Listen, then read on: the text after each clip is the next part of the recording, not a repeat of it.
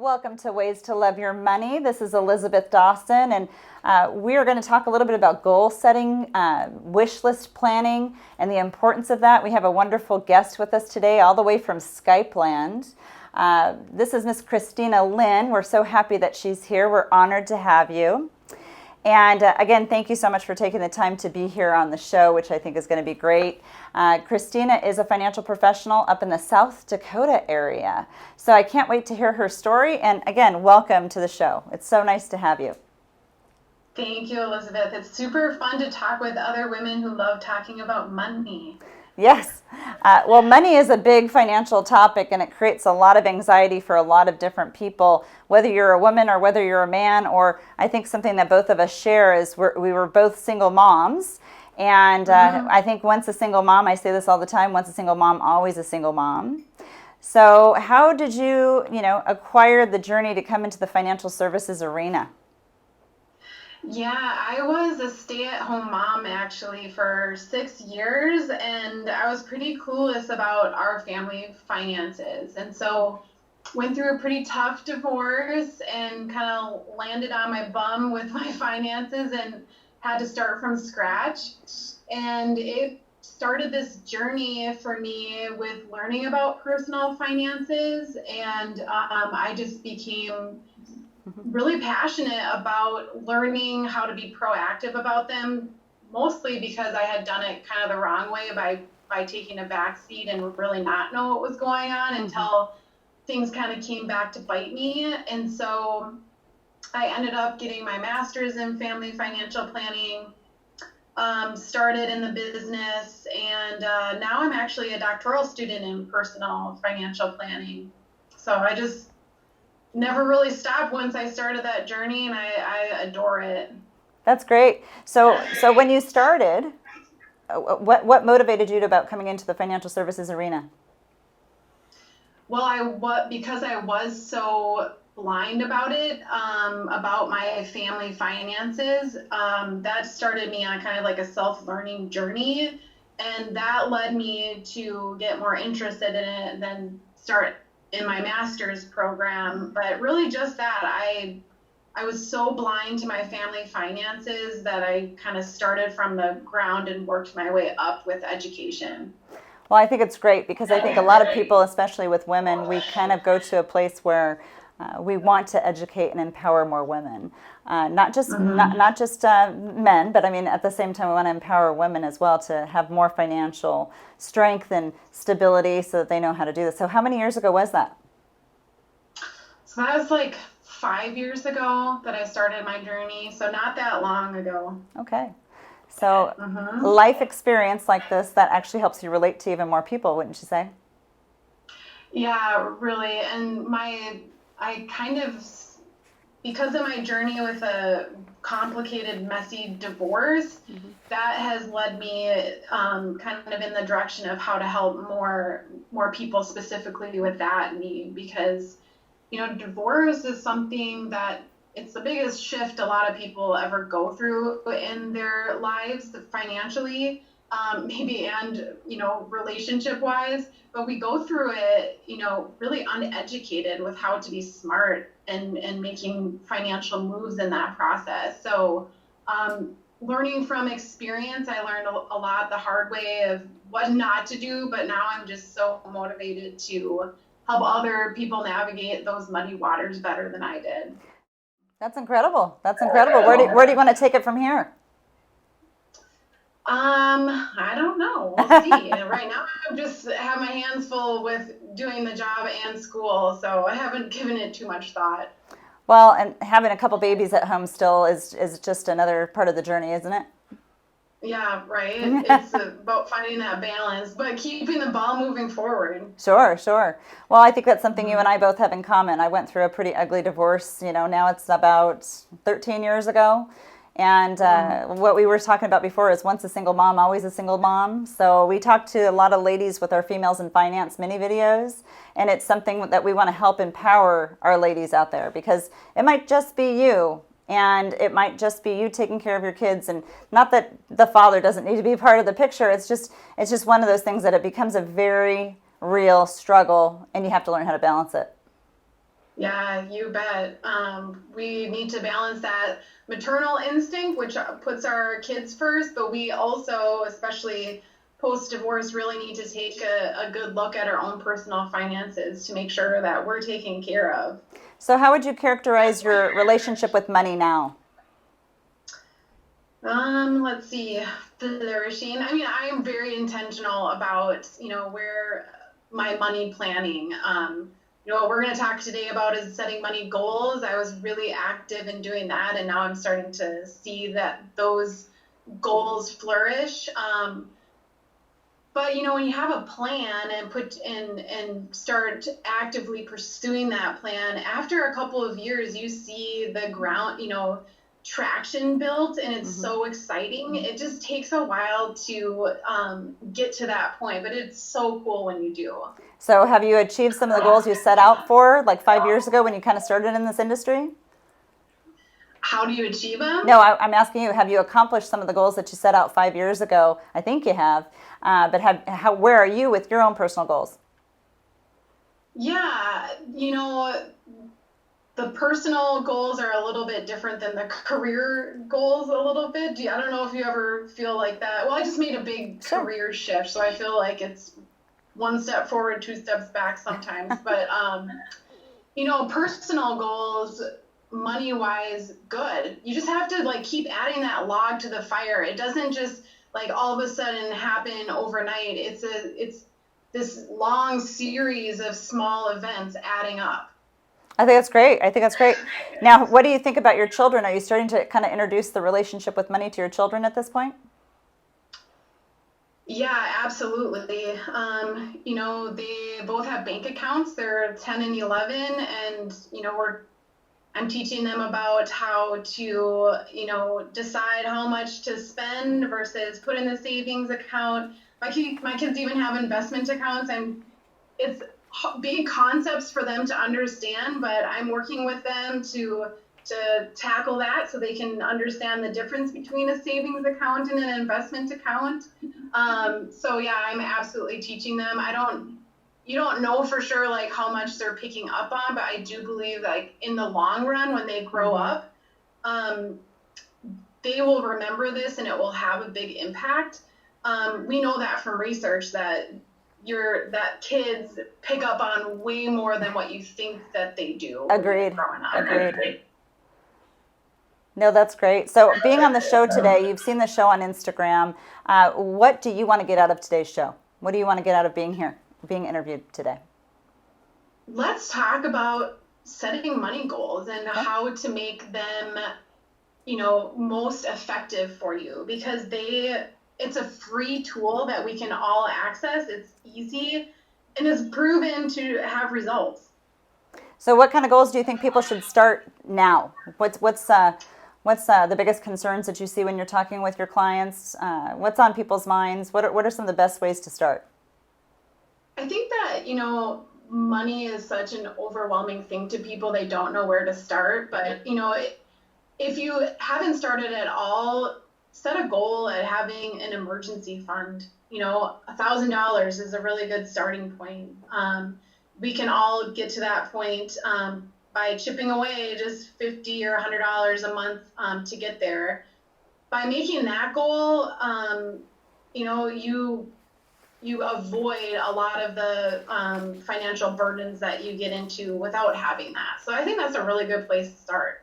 Well, it's good. I think just starting is a big step. Yeah. Sometimes people think they don't have enough to start anything, or they don't have enough money to speak with you, or they don't have enough money even in their thought process because life is costing so much, of an expense. Yeah, it's so overwhelming that I think that we tend to stick our heads in the sand. Inertia is really our biggest enemy with, I think, a lot of financial planning. It's daunting. There's so much information out there. It's like information overload. You don't know like what information to go on or who to trust. And then it's yeah, we just kind of stay in the same pattern. And then life happens. Right. Well, one of the questions we always like to ask is what was your greatest achievement now so far for your career, and how has it made you feel?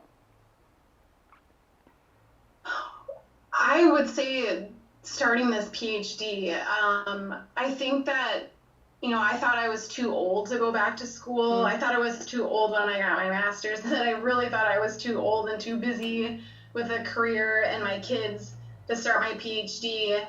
But I think like in the long run, it's going to really pay off. And it was such a mental hurdle to do the application and jump through all of those hoops. That was, I feel like that's the biggest feather in my cap. I'm really proud of that, and I'm going to see it through. Well, congratulations. It's a huge achievement. Thank you, Elizabeth. You're welcome. Now, what's a wish list item that you haven't really accomplished yet? Do you have one?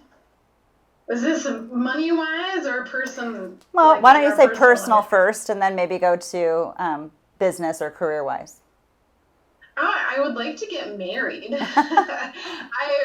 I'm single, and I've just been so busy with my kids and my career that I haven't focused on that. But that would be in my personal life. Are there any prospects at this point?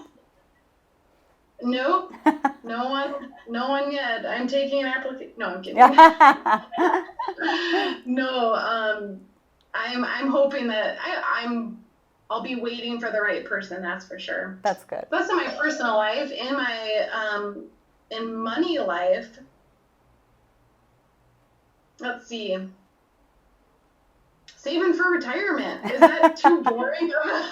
Sometimes boring is better. Sometimes boring is better. What? Sometimes boring is better. Right? Yeah. I want to have a fully funded retirement fund. So if it was your big wish list to retire young, how young would you be when you retired?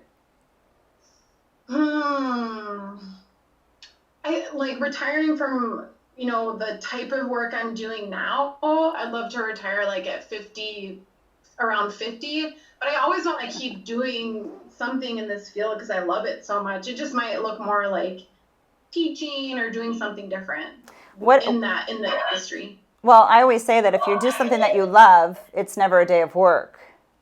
Right. And so for you at this stage of life, do you see yourself building more, or do you see yourself accomplishing more? And if so, maybe what are some of those ideas or thoughts that you have in your mind that you want to accomplish? Anything like that? Well, I'd like to grow a big practice here with my team. We dream about that. I also would like to start teaching, but I'm not quite ready to do that yet. I also would like to buy a home someplace warm and sunny. That's what we all dream of, right? Getting to the top of our careers and, leveling up with what we haven't had in the past. Well, I think it's an amazing goal. It's something that you want to strive for and actually be able to be comfortable and do. One of the things that I think I read about you too is you have a really big bucket list item that you want to accomplish. What is that? I have a lot on my bucket list. Okay, well, I think the one we were talking about was more about your kids, what you want to do with them one day. Oh, well, I bring them on an adventure trip every year. And so one of those adventure trips is like bring them to Machu Picchu. I don't know if that's what you're talking about or not, but I actually have every year an adventure trip planned out for us until my kids graduate high school. That's great. Do they get into the planning part of it too? Do they get to plan it? Yeah, do they get to the planning part of it too with you? Oh, that's a good idea. No, they haven't gotten to the planning part of it yet. One of the trips I'm going to go on them by themselves with, and they get to pick where we go. So I guess that part that they'll plan. But otherwise, I have been in charge of planning. Well, what's a fun fact about you? Not many people know about. What's a fun fact about you?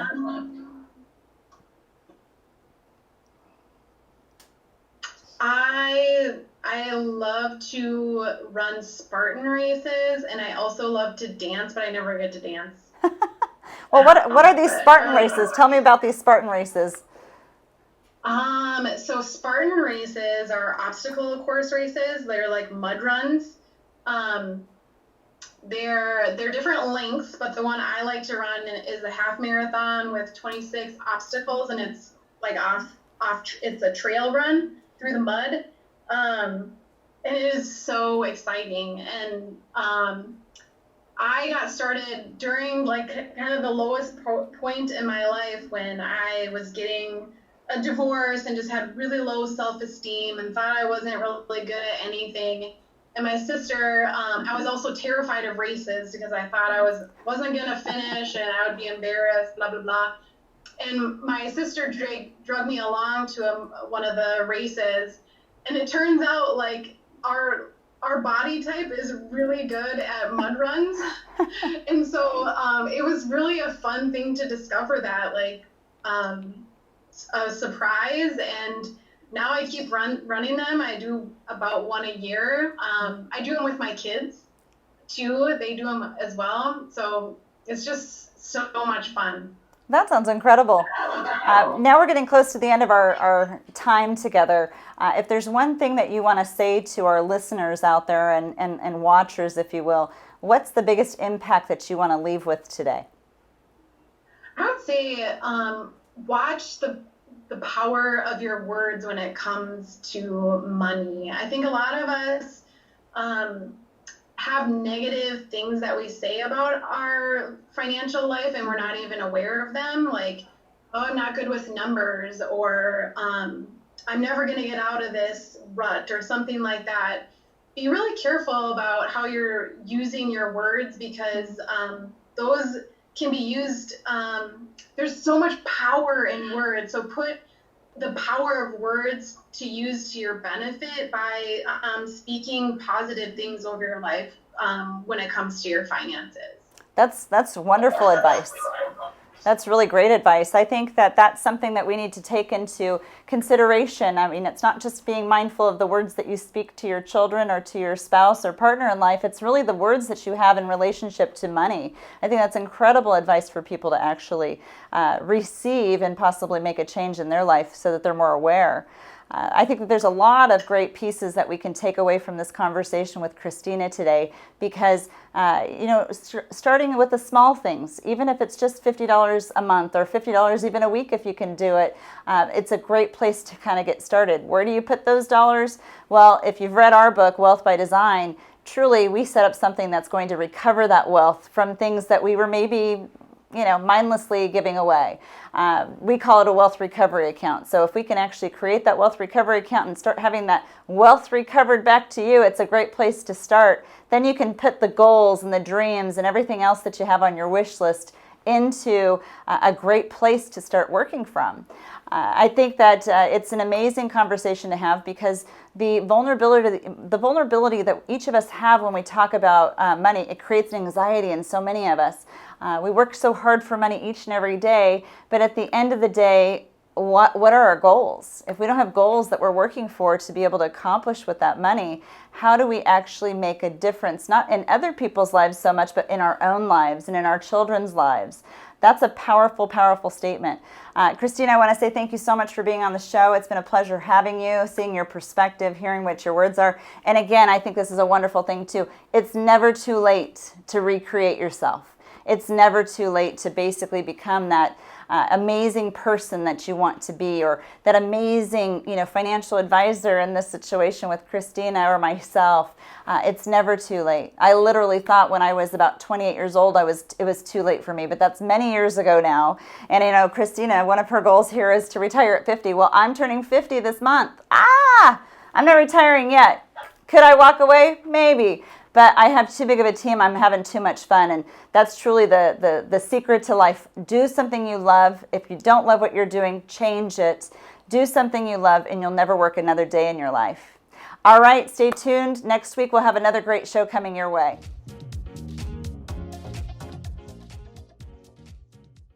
The information provided in this show is for informational and educational purposes only. This show is not investment advice, nor is it intended to address the financial needs of any particular viewer. The opinions expressed on this show are not intended to be an endorsement of any particular investment strategy or service of any other kind. You must make an independent decision regarding investments or strategies mentioned throughout the show. Before acting on information in this show, you should consider whether it is suitable for your particular situation and strongly consider seeking advice from a financial advisor.